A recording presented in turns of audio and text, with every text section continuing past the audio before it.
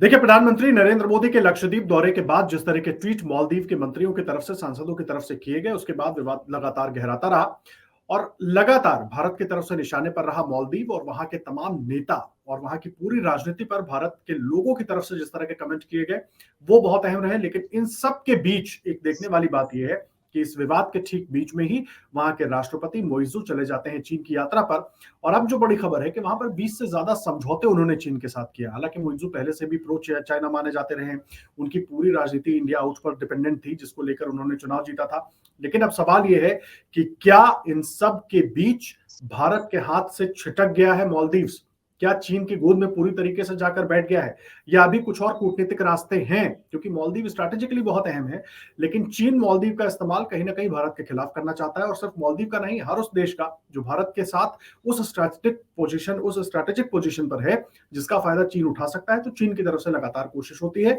ऐसे देशों पर कब्जा करने की या उनमें अपनी पैच बनाकर रखने की। तो भारत के लिए कितनी बड़ी चुनौती है और भारत इससे कैसे निपटेगा, और अभी जो वर्तमान हालात हैं उसमें क्या लग रहा है कि कूटनीतिक बातचीत के जरिए चीजें फिर नॉर्मलाइज हो सकती हैं, ये समझना बहुत अहम हो जाता है। और ये बताने के लिए इस वक्त हमारे साथ संजीव श्रीवास्तव जी जुड़ गए हैं, विदेशी मामलों के जानकार। बहुत स्वागत है संजीव जी आपका अमर उजाला.com पर। संजीव जी, सबसे पहली बात, जिस तरह से पूरा विवाद रहा, पहले भी हम लोग चर्चा करते रहे, लेकिन इस बीच जो बड़ी खबर आ रही है, अब चीन और मालदीव के बीच 20 समझौतों पर हस्ताक्षर हुए हैं। इसमें ब्लू इकोनॉमी और बेल्ट एंड रोड इनिशिएटिव बहुत महत्वपूर्ण है। कैसे देखें ये जो पूरी परिस्थिति बनी? क्या इसने मोइजू की हेल्प की और चीन के ज्यादा नजदीक जाने में, या ये पूरा प्लान पहले से ही था? जी देखिए आदर्श जी, ये जो मालदीव्स का ये जो प्लान था, और मेरा ऐसा मानना है कि ये पहले से ही इनकी योजना थी। और राष्ट्रपति मोइजू जो कि पूर्व राष्ट्रपति यमीन के नजदीकी माने जाते हैं, और यमीन एक ऐसे नर है कि जो कि जब वो राष्ट्रपति थे तो उस समय उन्होंने भी चाइना के साथ अपनी नजदीकियां बनाने की कोशिश की थी। और अभी तो हाल के समय में मालदीव्स में इलेक्शंस हुए, उन इलेक्शंस में जिस तरीके से एक इंडिया आउट बैंक का सहारा लेते हुए ये जो उनका मोइजू और उनकी जो पार्टी और उनका जो अलायंस था, प्रोग्रेसिव अलायंस, जिस तरीके से उसने चुनाव लड़ा, उससे ये इस बात के अवश्य पहले से ही इस बात की आशंका थी कि वो सत्ता ग्रहण करेंगे तो उसके बाद वो कुछ ऐसे पोस्चरिंग करेंगे कि जिससे कि वो भारत से अपनी दूरी दिखाने की कोशिश करें, और जो कि वो अपने जो कुछ मालदीव्स के पॉलिटिकल एस्टेब्लिशमेंट में जो उनकी कॉन्स्टिट्यूएंसी है उसको एड्रेस करने की भी इस माध्यम से कोशिश कर रहे हैं कि उन्होंने इलेक्शन में ऐसा कहा था और वो उसी तरीके की बातों को पूरा कर रहे हैं। लेकिन इतना कहने के बाद मैं यह आदर्श जी अवश्य कहूंगा कि मालदीव्स के पॉलिटिकल एस्टेब्लिशमेंट में भारत एक बहुत ही बड़ा स्थान रखता है। यदि आज भारत का सहारा लेकर के कोई राजनीतिक दल इलेक्शन लड़ रहा है, भले से ही वो इंडिया आउट ही कैंपेन क्यों ना हो, इसका तात्पर्य यह है कि भारत का प्रभाव वहां पर बहुत ही गहरा है। और मालदीव्स के पॉलिटिकल एस्टेब्लिशमेंट में बहुत बड़ी संख्या में भारत के समर्थक लोग भी मौजूद हैं, चाहे वो राष्ट्रपति नशीद हो, चाहे वो राष्ट्रपति सालेह रहे हो, जिसके पहले की जो सरकार थी वो प्रो इंडिया मानी जाती थी। और जाहिर है कि वो जो उनका जो पॉलिटिकल एस्टेब्लिशमेंट है उसमें ऐसा नहीं है कि सिर्फ चाइना की तरफ ही वो झुकते जा रहे हैं, भारत के समर्थक भी बड़ी संख्या में मौजूद हैं और भारत का प्रभाव बहुत गहरा है और भारत के आधार पर उनकी घरेलू राजनीति संचालित हो रही है। तो उससे आप समझ सकते हैं कि भारत कितने गहरे तरीके से वहां जुड़ा हुआ है। तो भारत और मालदीव्स के संबंधों को अलग कर पाना संभव नहीं है। और मेरा ऐसा मानना है कि भारत की सरकार पूरे इस विषय को, जबकि मोइजू भारत से दूरी बनाने की कोशिश कर रहे हैं और वो जाहिर है कि चाइना से ज्यादा नजदीकियां बनाने की कोशिश कर रहे हैं, तो ऐसे में भारत की सरकार को बड़ी ही बुद्धिमानी के साथ, सूझबूझ के साथ कदम उठाने की आवश्यकता है। ये मानते हुए कि भारत का प्रभाव पूरी मालदीव में बहुत गहरा है, जो भारत के समर्थक लोग हैं, जो भारत के प्रो इंडिया के लोग हैं, उनके साथ एंगेजमेंट को बनाए रखने की जरूरत है। मैं यहाँ पर आपके दर्शकों के लिए अवश्य बताना चाहूंगा, जब यमीन की सरकार थी उस समय भी ये मालदीव से चाइना की तरफ झुकता जा रहा था, लेकिन उस समय भी भारत की जो विदेश नीति, भारत के जो कूटनीतिज्ञ, भारत के हमारे डिप्लोमेट्स, हमारा जो पूरा पॉलिटिकल एस्टेब्लिशमेंट है, उसने बड़ी समझदारी के साथ बिना ज्यादा कुछ इसके ऊपर बयान देते हुए, बिना ज्यादा कुछ कहते हुए लगातार मालदीव के लोगों के साथ अपने संपर्कों को बनाए रखा और जब समय बदला और मालदीव्स की लोगों ने ही जब यमीन को बाहर कर दिया, यमीन करप्शन के चार्जेस में भी घिर गए, उनको जेल वगैरह भी जाना पड़ा, तो उसके बाद की जो सरकार बनी वो भारत समर्थक सरकार बनी। तो मेरा ऐसा मानना है कि वर्तमान समय में भी भारत सरकार को मालदीव्स के साथ अपने एंगेजमेंट्स को बनाए रखना होगा, और जो भी हमारे वहां पर हमारे समर्थक जो पॉलिटिकल एस्टेब्लिशमेंट में जो भी लोग मौजूद हैं उनके साथ हमारे संपर्क लगातार बने रहने चाहिए, मालदीव्स के साथ हमारे संपर्क बने रहने चाहिए। और मालदीव्स भी नहीं चाहेगा कि भारत से बिल्कुल वो कट ऑफ हो जाए, जैसे कि मैंने कहा कि हो भी नहीं सकता, ये संभव नहीं है कि मालदीव अपने आप को पूरी तरह से कट ऑफ कर ले। तो अभी आप देखिए तो जब 3 मंत्रियों के जिस तरीके के आपत्तिजनक बयान आने के बाद जिस तरीके से मालदीव की सरकार ने उन्हें सस्पेंड कर दिया है, उससे ये पता चलता है कि भारत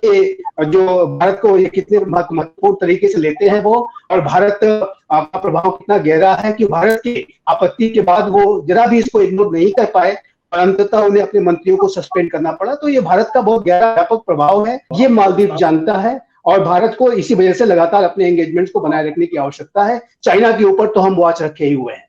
तो संजीव जी हमारे साथ लगातार जुड़े हुए हैं, तो और जो पूरी जानकारी हमारे दर्शकों तक जो पूरी बात है वो साझा कर रहे हैं। संजीव जी, एक बात और मैं आपसे समझना चाहूंगा, खास करके एक तो ये जो चीन और मालदीव के बीच समझौते हुए हैं, इनको हम रूटीन समझौते के तौर पर लें क्योंकि मोइजू का दौरा पहले से प्रस्तावित था, एक ये जरा समझाइएगा। दूसरा, क्या वर्तमान जो सिनेरियो बना भारत मालदीव के बीच उसका कुछ फायदा उठाने की भी चीन कोशिश कर रहा है, और जाहिर सी बात है चीन लगातार ऐसी चीजों की कोशिश करता रहा है। तीसरा, ये जो ब्लू इकोनॉमिक स्ट्रेटेजी है चीन की, ये भारत से मालदीव को कैसे दूर ले जा सकती है और कैसे समझें इसको? देखिए आदर्श जी, ये जो समझौते हुए हैं ये जरूर इसमें एक बॉनहोमी जो एक नजदीकी है वो ज्यादा दिख रही है। जिस तरीके से चाइना के राष्ट्रपति ने मोइजू का रिसेप्शन दिया है और वो स्वयं और अपनी पत्नी के साथ वो मोइजू और उनकी जो पत्नी थी उनके साथ जिन्होंने जिस तरीके के जिस स्तर का उनका स्वागत किया गया, और अब जिस तरह के 20 समझौते जो इस तरह के साइन हुए हैं, उससे जरूर चाइना की तरफ से ये संकेत मिलता है कि चाइना मोइजू की जो प्रो चाइना की उनकी जो एक छवि है उसको वो एक्सप्लॉइट करने की कोशिश करेगा। और चाइना, आप जानते हैं कि मालदीव्स को लगातार वहां पर अपना डोमिनेंस बढ़ाने की कोशिश करता रहा है, और जो चाइना की ये जो ब्लू इकोनॉमी की जो स्ट्रेटजी है, जो अन्य जो समझौते जो साइन किए गए हैं, उससे जरूर चाइना की ये कोशिश होगी कि वो मालदीव्स में और मालदीव्स के जो डिफरेंट आइलैंड्स हैं वहां पर अपने जो है प्रभाव को बढ़ाए, अपने डिफरेंट कॉन्टेक्ट्स को वो और अधिक मात्रा में और अधिक संख्या में साइन करे, ताकि वहां पर वो अपने दबदबे को बढ़ा सके। और आप जानते हैं कि इंडियन ओशन रीजन क्षेत्र में भी चाइना अपने विस्तारवादी नीति पर काम कर रहा है। चाइना की मंशा तो पूरे इंडो पैसिफिक रीजन को डोमिनेट करने की है, जिसमें कि इंडियन ओशन रीजन भी जाहिर है कि शामिल है, और मालदीव्स का विशेष रूप से जो चाइना इस्तेमाल करने की कोशिश इस तरह से कर सकता है कि जो चाइना का मलक्का डिलेमा है, कि चाइना को इस बात का हमेशा शक रहता है कि जब कभी भी कोई युद्ध या कोई कंटिजेंसी की स्थिति भारत के साथ उसकी खड़ी होगी तो भारत मलक्का स्ट्रेट को डोमिनेट करके उसे चाइना के लिए ब्लॉक कर सकता है। और चाइना का ये जो मलक्का डिलेमा रहता है उसको एड्रेस करने के लिए तरह तरीके से कोशिशें भी करता रहा है, जैसे कि वो डिफरेंट रूट्स बना रहा है ग्वादर से सिंजियांग को जोड़ने का, और फिर अन्य माध्यमों से भी वो नए जो रूट्स की तलाश में है, म्यांमार और बंगाल की इत्यादि के माध्यम से भी वो नए रूट्स की तलाश में है, ताकि उसकी जो शिपिंग है उस पर ज्यादा प्रभाव ना पड़ सके। लेकिन उसका मलक्का डिलेमा है वो यथावत है, क्योंकि उसका सबसे बड़ा जो ट्रेड होता है वो उस मलक्का स्ट्रेट से होकर गुजरता है। तो जाहिर है कि मालदीव्स और अन्य क्षेत्रों में अपने प्रभाव को बढ़ा करके उन क्षेत्रों को अपने मिलिट्री बेसिस के तौर पर चाइना की मंशा हो सकती है कि वो उसे डेवलप करे। और उस लिहाज से मालदीव्स के साथ जो यदि उसके जो ब्लू वाटर रिलेटेड जो उसके समझौते हैं, यदि उसमें अमली जामा पे वो पहनाते हैं, तो ऐसे में चाइना अपने इस तरीके के जो उसका मलक्का डिलेमा है या जो इंडियन ओशन रीजन को डोमिनेट करने की जो उसकी महत्वाकांक्षा है उसकी तरफ वो आगे बढ़ सकता है, जो लेकिन निसंदेह भारत के लिए एक चुनौतीपूर्ण स्थिति होगी। और भारत इसके ऊपर पूरी तरह से नजर भी रखे हुए है, वॉच भी रखे हुए हैं। और जाहिर है कि इस बात को लेकर के भारत के हमारे सभी के अंदर एक कंसिडरेशन है कि चाइना का मुकाबला कैसे किया जाए। लेकिन ये अवश्य है, ये स्पष्ट है कि चाइना पूरे मालदीव्स में अपने प्रभाव को बढ़ा करके उसका जो इस्तेमाल है वो अपने स्ट्रेटेजिक हितों के लिए, भारत को घेरने के लिए और इंडियन ओशन रीजन को डोमिनेट करने के लिए वो करने की मंशा निस्संदेह रखता है। और ये एक चुनौतीपूर्ण जो भारत के लिए निस्संदेह है, अन्य राष्ट्रों के लिए भी जो इंडियन ओशन रीजन में और पैसिफिक ओशन में ऑपरेट करते हैं उनके लिए भी चुनौतीपूर्ण स्थिति है। दूसरी बात, ये एक बात और भी मैं कहना चाहूंगा कि चाइना एक ऐसा राष्ट्र है कि जो कि इंटरनेशनल वाटर्स में स्वयं तो जब ऑपरेट करता है तो ये उम्मीद करता है कि उसे कोई डिस्टर्ब ना करे, जबकि साउथ चाइना सी जो कि एक इंटरनेशनल वाटर्स हैं, वहां पर जब कभी भी कोई शिपिंग होती है, किसी तरीके का मूवमेंट होता है तो चाइना उस पूरी टेरिटरी को अपना बताते हुए उसे बाधित करने की कोशिश करता है। तो चाइना इंडो पैसिफिक रीजन के डेमोक्रेटिक रूल्स बेस्ड ऑर्डर के लिए, फ्रीडम ऑफ नेविगेशन के लिए निस्संदेह एक चुनौती है, एक खतरा है। और उसको मुकाबला करने के लिए भारत को अपनी पोजीशन ऑफ स्ट्रेंथ को, अपने डिफेंस पोस्चर को और अपने जो पार्टनरशिप्स को, जैसे क्वाड का जो इनिशिएटिव है जिसमें भारत, अमेरिका, जापान, ऑस्ट्रेलिया है, उसी तरीके से जो भी ऐसे राष्ट्र जो कि इंडो पैसिफिक रीजन की जिनकी स्ट्रेटजी है, यूरोपीय राष्ट्र हैं जो कि इंडो पैसिफिक रीजन में सक्रिय भूमिका अदा करना चाहते हैं, फ्रांस जैसा जो राष्ट्र है जो कि इंडो पैसिफिक रीजन में उसकी टेरिटरीज भी हैं, जो भी ऐसे राष्ट्र जो कि एक फ्रीडम ऑफ नेविगेशन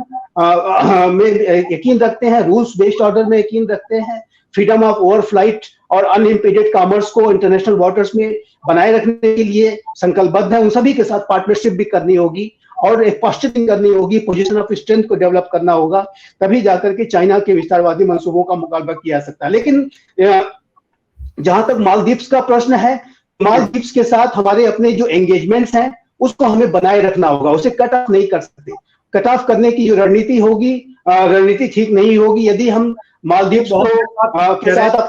नहीं कर सकते, क्योंकि अगर हम कट ऑफ करते हैं तो चाइना को यहाँ पर फायदा उठाने का मौका मिल जाएगा। और जिस तरीके से भारत विरोधी अपनी नीतियां बनाता रहा है और उन तमाम चीजों को टारगेट करता रहा है जो किसी भी तरीके से भारत के विरोध में उसकी मदद कर सकते हैं, तो ऐसे में भारत को बहुत सावधान रहने की भी जरूरत है और लगातार नजर बनाए रखने की भी, और नजर बनी भी हुई है जिस तरीके से संजीव जी कह रहे हैं। संजीव जी बहुत धन्यवाद ये पूरी परिस्थिति हमारे दर्शकों को समझाने के लिए, बहुत धन्यवाद आपका। अगर आप ये वीडियो YouTube पर देख रहे हैं तो हमारे चैनल को सब्सक्राइब करें और बेल आइकन को दबाना ना भूलें। अगर आप Facebook पर ये वीडियो देख रहे हैं तो हमारे पेज को लाइक करें।